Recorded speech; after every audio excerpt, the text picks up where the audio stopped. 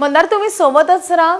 आणखी काही महत्त्वाचे अपडेट्स आपल्याला जाणून घ्यायचे आहेत. आपण पुढच्या सगळ्या विभागाकडे जाऊया. तिथे पावसाचा काय अंदाज आहे आपल्याला जाणून घ्यायचं आहे. मुंबईमधून ईशान आपल्या सोबत आहे. ईशान, मुंबईमध्ये पुढचा 1 तास अतिशय महत्त्वाचा आहे. एका बाजूला हाय टाइड आहे आणि दुसऱ्या बाजूला 1 वाजेपर्यंत रेड अलर्ट जारी करण्यात आलाय. रात्रीपासून पावसाचा जोर कायम आहे. सध्या नेमकी काय स्थिती आहे? लोकल आणि वाहतुकीवर काय परिणाम झालेला आहे पावसाचा?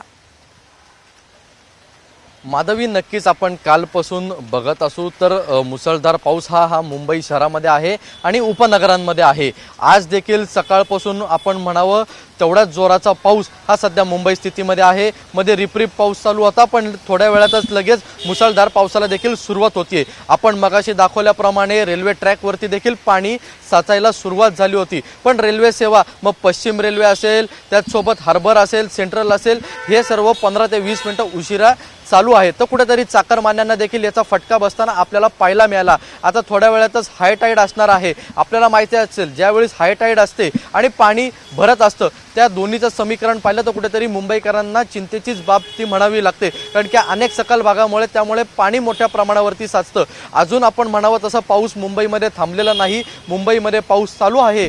जास्ती करून उपनगर म्हणजे पश्चिम उपनगरमध्ये बँड्रापासून ते दहिसरपर्यंत अतिशय जोराचा पाऊस हा सध्या पडत आहे. तर जी दक्षिण मुंबई आहे त्या ठिकाणी देखील मुसळधार पाऊस पडत आहे. पण अनेक सखल भाग होते, ज्यामध्ये हिंदमाता होतं, त्याचसोबत किंग सर्कल होतं. इकडे पाण्याचा निचरा झालेला आहे. पण आता जर हाय टाईडच्या वेळीच जर मुसळधार पाऊस पडत असेल तर पुन्हा एकदा या सकल भागांमध्ये पाणी साचू शकतं. आणि त्याचसोबत जे रेल्वे ट्रॅक आहेत तिकडे जर पाणी साचायला सुरुवात झाली तर कुठेतरी रेल्वे सेवेवरती देखील याचा परिणाम होईल. आणि चाकरमान्यांना ज्यावेळेस घरी जायचं असतं त्यावेळेस कुठेतरी त्यांना फटका बसू शकतो.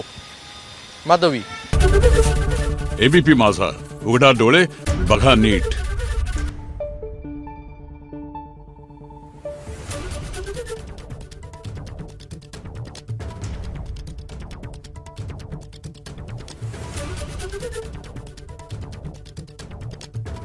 Thank you.